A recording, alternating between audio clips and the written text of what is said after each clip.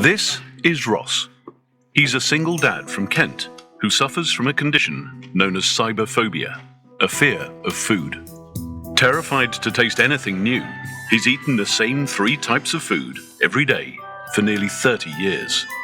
For Ross, just smelling, let alone tasting anything else, can bring about a severe physical reaction. Well, it don't look like it. I can't eat hardly anything. The only food that I eat is chicken, bacon and chips. Anything else, I'll just run away from it. You know, it's just a no-no. I won't go nowhere near it. Ross's mum, Julia, is cooking fish, but his fear of trying new foods is so strong that he can't bear to be anywhere near the kitchen, and eating it would be impossible. I can smell it already. I'm not even joking. I can smell it, and it smells disgusting. My brain won't allow me. My body won't allow me. My mind won't allow me to do it. God, I've got to go out already. I can't stand the smell. Sorry. Food phobia is ruling Ross's life. It's a condition that goes back to his childhood. Between the ages of 4 and 6, I think my relationship with food changed dramatically. There was a situation where I was in play school where I was force-fed and I was held by, the teacher, and I think it was mash put in my face. Ross's recollection of being force-fed is vague, and it's quite possible that his memory is of a well-intentioned person who was trying to encourage him to eat. His mum remembers when her son's problems began. Even though I told them that Ross wouldn't eat mashed potatoes, they made him eat mashed potato. My mum said that I used to eat everything, and then all of a sudden I just didn't. I feel quite guilty about this now because I didn't see it as that they were force-feeding him. I just saw it that they were making sure that he ate something. But I didn't know to the extent that they were doing that, obviously. And this then, psychologically, for Ross became a big problem. There was a couple of things that I liked to eat, and everything else was just no. I forced it out, kicked away, pushed and kicked and punched, and I rejected everything. Maybe that was why he is like he is today. And I do feel guilty because there isn't anything I can do about it. That one? For almost 30 years, Ross has struggled to change his eating habits. But as a single dad to 6-year-old Leo, Ross knows he has to overcome his food phobia. I'm worried that he's going to follow my footsteps if I don't change the way that I eat. I love Leo with all my heart and soul. I'm beginning to see these changes in Leo that I saw in Ross when Ross was 6. The same sort of fatty eating's coming on, and I'm scared that Leo's going to end up with this phobia too. It really worries me. It almost worries me more so than me trying something that I don't like. And I don't think I can face that. I don't think I can. I love him so much, I don't want to be responsible for that. That will break me. For Ross, the stakes couldn't be higher. And his younger sister, Sian, knows all too well the effect it's having on the wider family. Ross has missed out on various birthday meals of mine, like my 5th birthday, at a restaurant we went to, and he couldn't be there because he didn't like the smells. I would cook normal dinners for him and he would try and eat it and he couldn't eat it. He'd spit it out, or he'd just feel sick, or he'd get a headache and say, "Mum, I can't eat this food. I can't stand the smell of it. I can't put it in my mouth." Having such a strong physical reaction to food isn't just keeping Ross from his friends and family, it's ruining his health. He gets more aches and pains than he used to. He thinks that he's going to die young, and I don't know if he's going to tell you that, but he actually does think that he isn't going to live a long life because of the vitamins that he's lacking, the iron, everything. He doesn't eat vegetables at all. I'm aware of my obesity. I hate it. I could easily get diabetes because of my size, heart disease, and it scares the life out of me. This is a massive problem for us. By the time he's my age, I think he's going to be suffering a lot more with his health, and he can't just keep eating what he's eating and live to be an old age. I really believe that. It's heartbreaking to see my mum get upset. Unless this works, I don't know what we're going to do. Ross knows that time is running out, and he's desperate to get his health back. I've suffered with this all my life, and I can't see that light at the end of the tunnel, but I have got just that 1% bit of hope there that it can be done, and I'm going to try my utmost to open my mind up and try and be cured. If Ross meets the Speakmans and they can cure him, it would be like winning the lottery for me. It would be like Christmas for me. Just to sit down and have a meal, a Christmas dinner with my family, and Ross not say, "Mum, I can't eat it," or "Mum, get away from me." And that smell of it's just happy days. Happy days for all of us. It'd be amazing, absolutely amazing.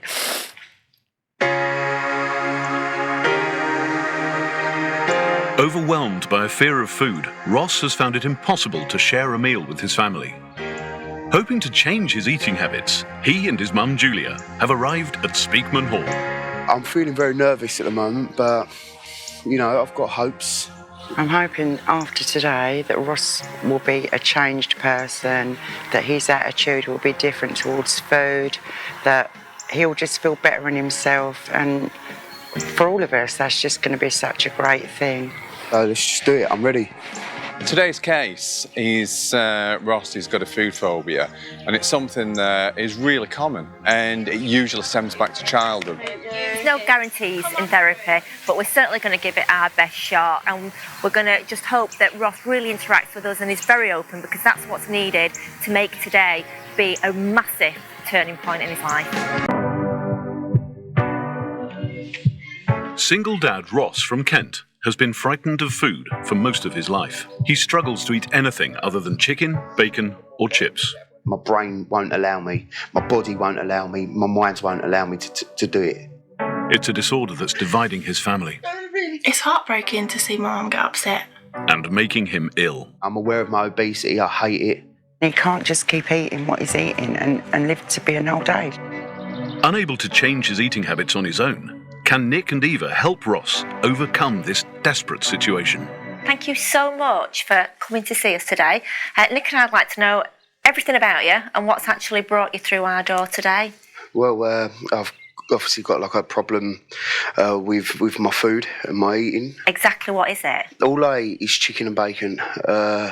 It's like a firewall that comes up in my brain. I believe it's something that happened to me when I was younger. It's caused a psychological block that's stopped me from even attempting to try other food. So it's just chicken and bacon? Chicken and bacon. I have like a few savouries, crisps. And how long have you had this, Ross? Probably from about the age of 4. What happened that could have created this? When I was at play school, when I was around about 4 years old, I was force-fed. Do you actually remember that? I've got very, very, very clouded memories of it, you know, but I kind of remember being lifted up and held and having the food put in my mouth and me kicking and punching and screaming. I remember Ross telling me when he was little that he didn't like the food that he was eating at play school. I don't know if I believed that he was being force-fed. I just believed that they were making sure that he ate something rather than not.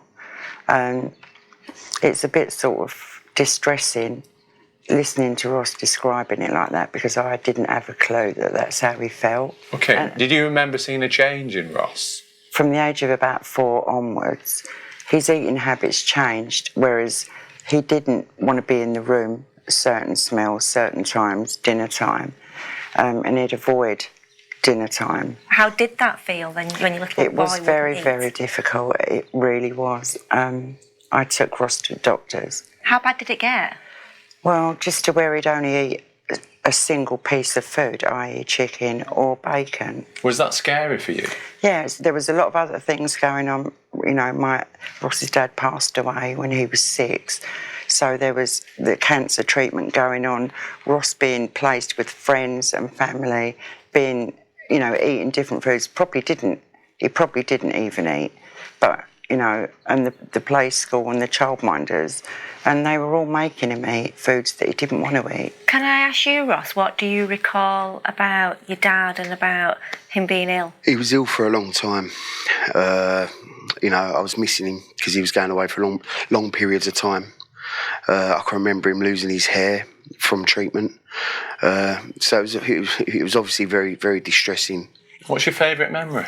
Him taking me for walks with my dog. Me and him together walking through the alleyway leading into the woods. You know, feeling of freedom, tranquil. Julia, what do you recall about their relationship? They had a very, very close relationship. They, even though his dad was diagnosed with cancer not long after Ross was born, for 6 years he had it, and they were very close. It was like Mick put a lot of effort into the relationship with Ross because he knew he was going to die. So, what was that like for you as a mum, knowing that one minute you've got this great news of having a baby together and that you were ultimately going to become a single parent? After Mick died, I didn't grieve a lot. I grieved when he was alive because I knew he was going to die. And we talked a lot about what we'd do and what I'd do after he died. That was the most heartbreaking thing of all of it, discussing what I was going to do with Ross after his dad died. And have you ever discussed that with Ross? Yeah, Ross knows. And how does that make you feel, Ross? I don't know, it's kind of something that I've had to live with from being a child, not having a father. Often little things pop up in my mind, you know, as I've got older, you know, there's little bits and bobs that I've asked, and my mum's always been there to support me and answer my questions. I feel that Ross felt that he had to be the man of the house after Mick died, and the food thing then, as he got older, Ross was out a lot then. There wasn't set meal times, and if there would have been set meal times, I don't know what I would have given him, because it was just, I don't want it, Mum. Yeah. I'm going to ask you the question, why chicken and bacon? I mean, obviously there's so many things that you could have chosen. Why them two? I wish I knew. You know, if I knew that question, I'd probably be able to solve the answers myself. Okay. It's something he chose. It wasn't something that I gave him a lot of. He chose them two things himself. I don't know where or how, but So that's... it's kind of chicken, bacon and potatoes, or just crisps? Yeah, potatoes, chips. But not mashed potato. You've got a little boy. You know, how does that affect him and you together? It affects my son. It affects us both. It affects the way that I am, the way that I look. What about, is your son not copying? I mean, children copy behaviour. Yes, that's of what course, happens. of so course. what's happening in that department? Of course, yes, he's starting to copy my behaviour. Yes, I am his role model. Yes, I can see that, and yes, it's breaking my heart, and I know that I'm responsible for that. And that's why I'm here. I want to make the change. Then there's your mum, who I can see is very upset. Julie, will you tell him how this makes you feel? I've longed for us all to just be around a table and sit together and eat a meal together. And I know that he can't. And it's not because he doesn't want to. I know you want to, but I know what happens and how you react to things. And I need Leo not to be and have dysphobia. I understand. It just scares me. Yeah. And you, and I know it scares me too. you too. Yeah, of course it does. And how does that make you feel, to know the impact that you're having on Leo? It beats me up inside. It makes me feel ugly. It makes me feel like a monster. If you didn't get this resolved, what does the future look like for you both? I ain't got much of a future, to be honest, if I don't change the way that I am. I'm suffering, you know, I'll get palpitations and that now. I could be a whole lot better. And I'm aware of everything. That's just the thing. How old was your dad when he died? 67. He was 35. Oh, yeah. Your dad, when he died. 35. And how old are you? I'm 33. And I'm very superstitious. But like, I was 6 when my father passed away. Now my son's 6. But how does this make you feel, Julie, hearing this? I don't want to lose my son. And I don't want Leo to lose his dad. But I do feel that if Ross doesn't start to be able to eat normal like everyone else and just a normal life, that he will die young, and I don't want to lose my son. And I don't want to watch Leo growing up without his dad. And I see someone that's very sad inside, somebody that needs someone to help him. Yourselves, that's why I emailed you, because I just know that you probably can help him just get over this. Ross, we've got a little message for you from Leo that I'd like to share. Okay. So how do you feel about what Daddy eats? What he doesn't like? How do you feel about it? Good. How does it make you feel? Bad. Why? He don't eat what I eat, and then he can't go to places that sells stuff that I like, but he don't. Daddy, can you start eating stuff I like after Speakmans once they've made you eat stuff that I like, so then we can go out for dinner? Thank you.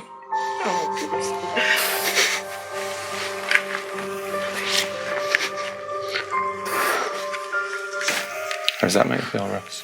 Just love him, don't I? It's my boy.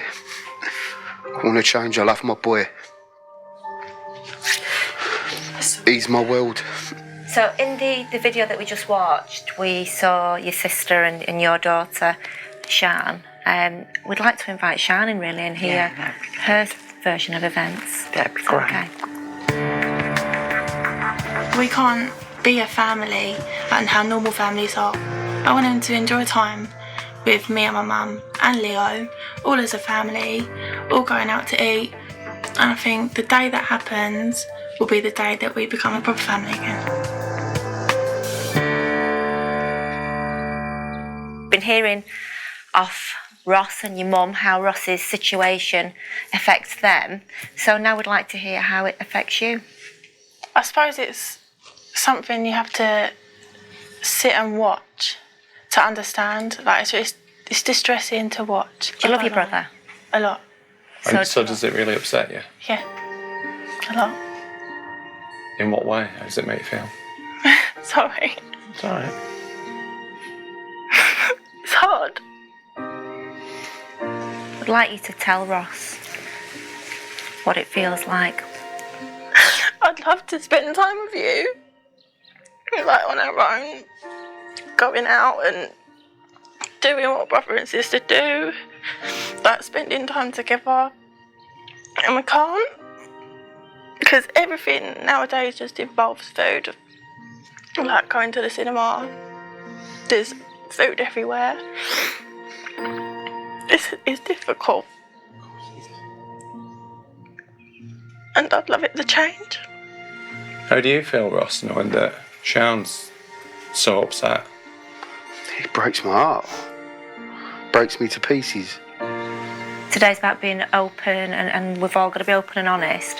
And I know that you've all written letters to each other, so could I ask you, Shan, to start and read your letter to Ross, please? Dear Ross, I hate seeing you sad and not be able to eat what you want. And the Speakmans will try and help you. You'll hopefully be helped with your phobia problem soon. We're so proud of you for taking this step, and I cannot wait until the problem disappears. Don't be scared, because this will be all over soon. Dear Ross, I'm writing you this to let you know that I'm really proud of you for being here, and I'll always love you. And I'm so sorry if any of this was my fault, and I hope that you can forgive me. And I love you with all my heart. Love, Mum. Of course I forgive you. Ain't your fault.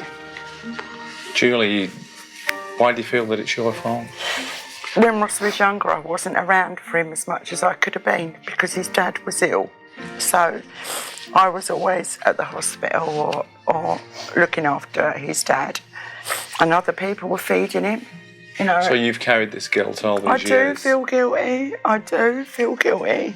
I put him in play school. I put him in all them places where people were giving him stuff that he couldn't eat, that he physically made him feel sick. And I didn't know about that. Thanks, Julia. Thank you. Ross, can we move on to your letter, please? To Mum, Sean, Leo, I'm writing this letter to tell you how I feel. All I want to do is be helped and get over this nasty phobia that's haunted me all my life and make you all proud. I love you all dearly. Ross. So Ross, tell me, are you ready to change then? I'm hoping I'm ready. It's time to say our goodbyes. In the mediation session, everybody got upset. All three of them cried.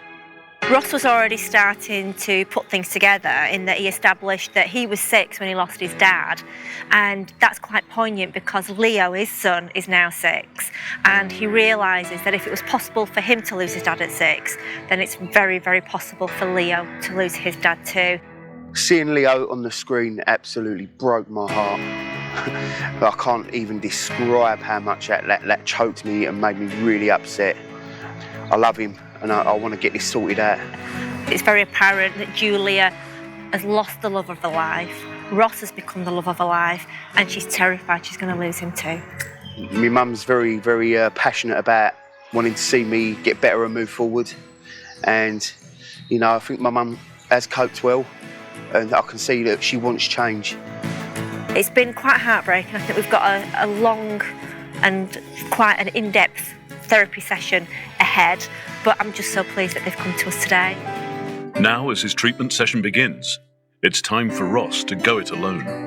The facts are, you were not born like this. You were not born fearing any foods. Do you agree?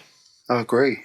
What actually happened on one particular day, you're at nursery, they're trying to give you something that you either don't want to eat, or let's face it, you know, we're all parents, we've all seen kids in action. It might have been that it wasn't anything to do with the fact that they were trying to force feed you. It might have been that they were saying, come on, Ross, it's time to sit and eat, and you wanted to go and play in the sandpit for all we know.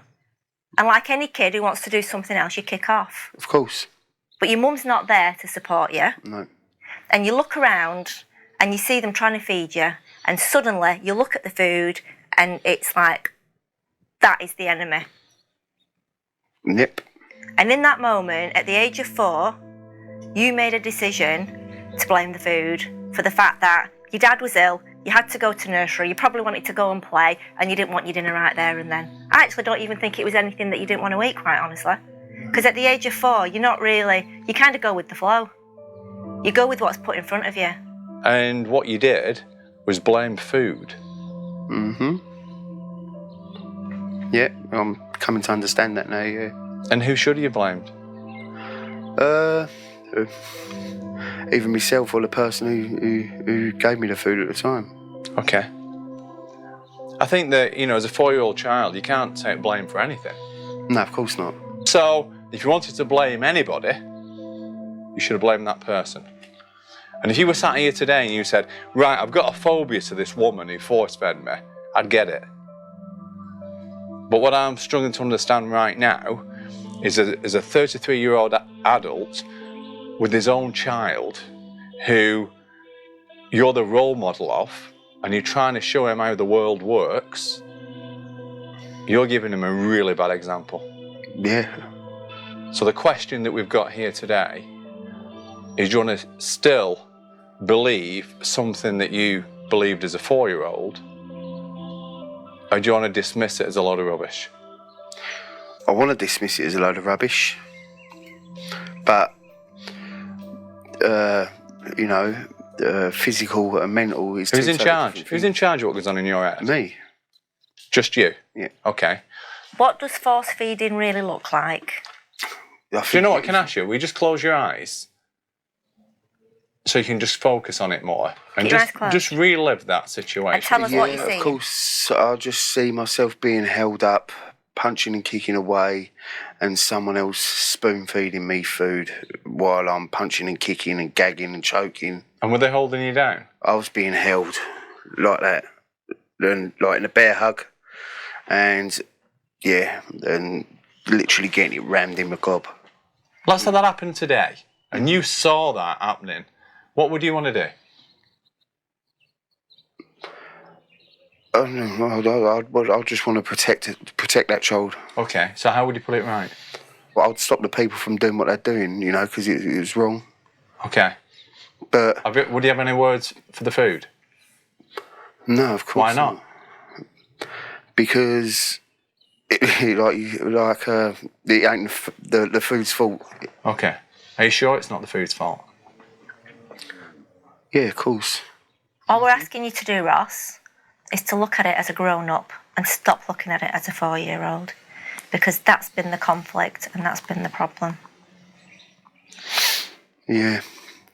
Well, I'd like to be able to lie that foundation down and cement it and concrete it, you know. Right, well, do it now Do then. it. All Do you it now. need to know, Or all you wait. need to ask yourself, is it true?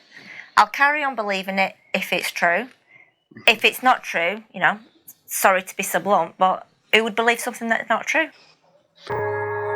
Time to put the treatment to the test as Ross faces the foods he's spent his whole life avoiding. Looks different now, doesn't it? A bit. It's not frightening though, is it? Not at the moment, no. Not at the moment. Confusion, I get it. Okay. Gonna hold it.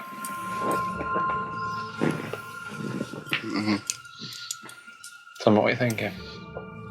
I'm not scared. You've had almost 30 years of being scared, Yeah. and now you're confused. I'm not putting it I'm not trying it yet, am I? You know? Right, and I don't know if I could try it. Do you know what I mean? It's... Well, I'll tell you what. Try some melon. What? Try some of that melon. I'll give you a nice bit of melon. It's just... See, I think... Oh, is that...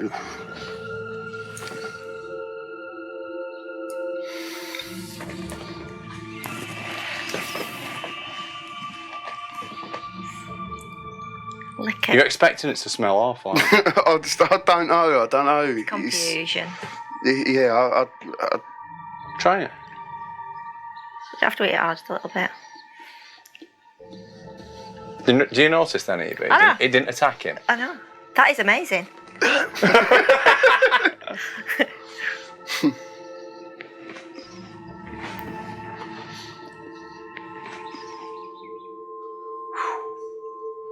that's all right. Have you ever tried pineapple? That's something that I've been trying to work myself up to try, because Right. I've heard this is a fat burner. Well, today's the day. So I heard that was a good 70s thing to burn fat.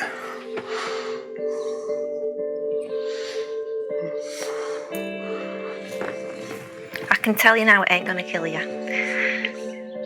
When you were nice. being forced there. That is actually nice. Hallelujah. But Oh, here we go. but it's, I don't know about the other stuff. Well, you've not tried it yet. No, You didn't know about the pineapple 30 seconds ago. no, pineapple's all right, isn't it? Yeah. Yeah. Yeah. Yeah. You're finally grown up. You're being a dad and an adult.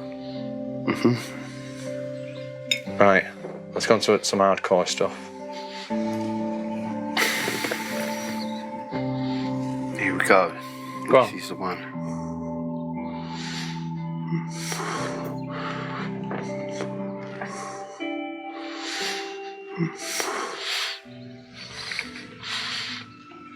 So if your Leo could see you now, he'd be like, whoa. I can't do it. Right, tissue at the side here. Tissue at the side Tissue. there. You don't like the taste of that? Oh, I don't know. Oh, yeah. But That's what it was. rejecting it. You're not rejecting You're not it. rejecting it. You decided not to eat it. Sorry about that. It's all right. I'm trying. Spark your chin. Get some on your chair. Lovely. Despite the Speakmans' best efforts, Ross has been beaten by the broccoli. How can you decide you don't like something you've never tried? I know, because of the look and the smell, and That's absolute rubbish. I just don't want to Yeah. be sick. Okay.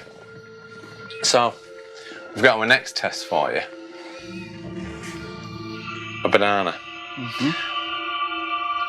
Of all the foods rejected by Ross, he disliked bananas the most. The last time he ate one, he experienced an extreme reaction. I hate it, I start sweating. It took me 3 months to try a little tiny piece of banana, and when I put that in my mouth, I managed to chew it once or twice. I spat it out because my throat rejected the banana. As soon as it touched my tongue, my throat rejected it, and I was sick. Okay. Do you want to give it a go? Yeah. Have you getting anxiety at all doing that? No.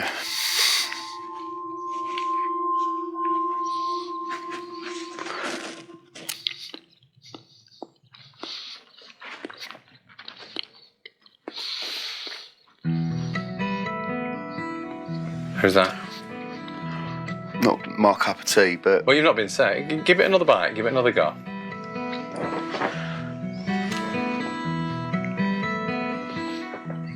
Well, what would your mum and your family think now, and Leo, if they saw you sat here eating a banana? Thanks, worked. Well, that's a bonus. That's brilliant. Did you think this morning, Ross, that you'd be able to eat a banana? No. Or a pineapple? No. Or a melon? No. No way. Good. I mean, that's fantastic that you've come so far. But you know what? We've got another big challenge for you.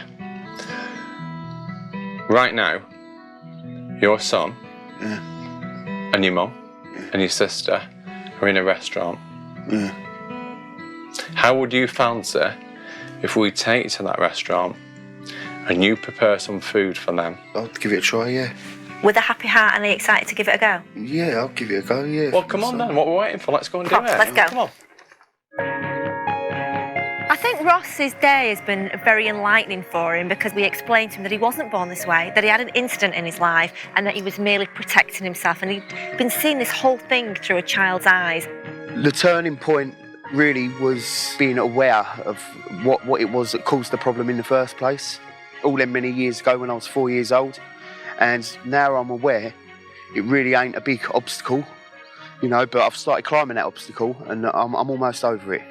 Whereas all of us have had a lifetime of trials of different foods and varieties of food, Ross is starting from day one today, and he's slowly going to have to start experimenting with different things. We're delighted that he's tried banana and pineapple and melon and things that he's never ever tried ever in his life. When I ate the banana, I felt a lot less anxious. They've taken away that anxiety. 33-year-old Ross has struggled with a fear of trying new foods all his life. As soon as it touched my tongue, my throat rejected it and I was sick. It's a phobia that's divided his family and is putting his health in danger. I could easily get diabetes because of my size, heart disease, and it scares the life out of me. With the treatment session over, the Speakmans believe the next step to rebuilding Ross's relationship with food is to come to a local restaurant. Just a few days ago, the smells in this kitchen would have had him running for the exit. But Ross knows this is his last chance to prove he's serious about changing his eating habits. How are you feeling? I'm feeling okay. You know, I'm ready to go for it and see what happens, I suppose. His first challenge is to prepare afternoon tea, something he's never eaten before. Until today, the only meal Ross had made for Leo was a bowl of cereal. He couldn't even be in the same room as foods he didn't like, let alone touch them. You're not looking anxious in any way, because I was stood over there watching you, and I'm not seeing any anxiety.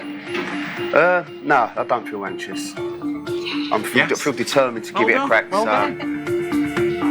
This is a major milestone for Ross, but one he knows will make him a better role model for his son. Ross's phobia isn't only spoiling his own life, it's been almost 30 years since he and his family have enjoyed a meal together. I don't know where Ross is at. Like, Do you think he's done everything or he's still doing it? I don't know. Or how he's feeling about it? I reckon he'd be nervous. Do you think if we see him, he's got a big smile on his face, then he's going to be happy? I hope so too. Clearly, they want Ross to change his eating habits and be part of their life. Your family are in the next room.